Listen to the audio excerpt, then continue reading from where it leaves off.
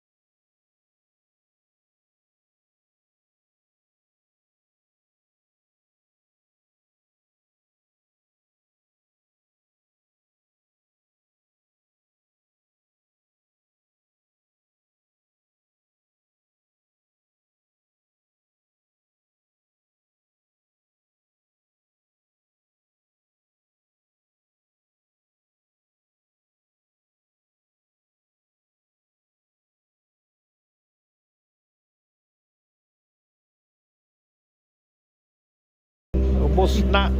Ay, yan na. Ransak. Ayan, tapos na kami kumain.